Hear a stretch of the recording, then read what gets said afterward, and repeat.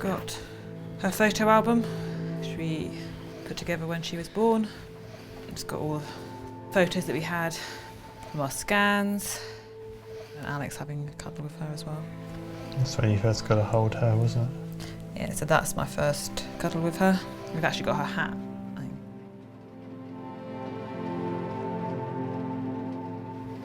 November 2017, I found out I was pregnant for the first time. We went for our 12-week scan in January. It was lovely. It was beautiful to see our little baby on the screen bouncing around. It wasn't until the point that we got to the 20-week scan, and I remember thinking about how excited I was that my daughter would be arriving in 3 months' time, and thinking, that is amazing. A week or so later, we were sat having dinner, and I remember just saying, "What about Sylvie?" And Alex said, "Yeah, I like that."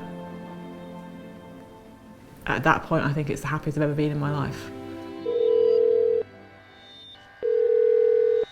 I'm sorry to disturb you, but this is the hospital. I'm with your wife. Can you come over here? I will never forget the consultant saying that we have to go to the labour ward. But unfortunately we didn't even make it there in time.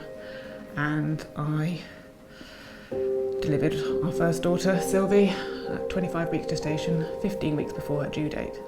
I got to the hospital and the receptionist said, "Oh yes, she's already had her baby." It's like your heart drops to the floor.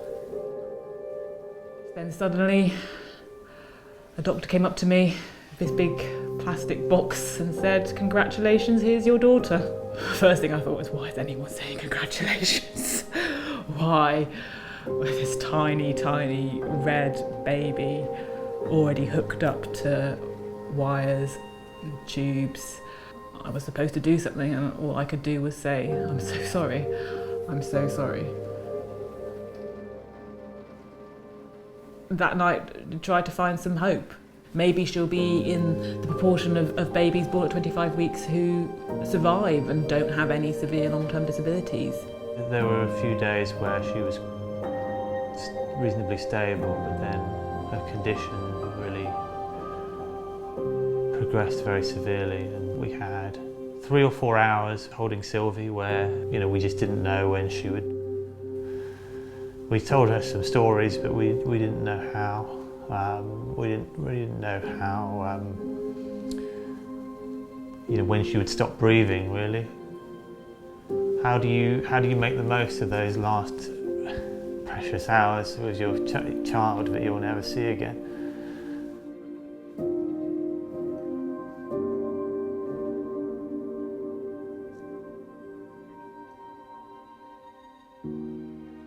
So when I found out I was pregnant again, we were so, I think, relieved, because it gave us some hope. I spent a lot of time in hospital and on bed rest. It was terrifying, absolutely terrifying. Our second daughter Lara was born at 34 weeks, but so 9 weeks difference between the point at which Sylvie was born and the point at which Lara was born is absolutely remarkable. Premature babies are born to many women who have no risk factors, no prior knowledge that this could possibly happen to them. And I was one of those people. I was a good age, I was healthy. There was absolutely nothing known to indicate that I was at risk of premature labour.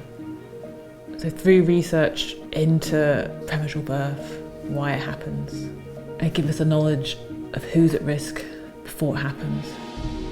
I really passionately believe it's just so important that there's more research done into this area. It's really not something that we want other people to have to suffer.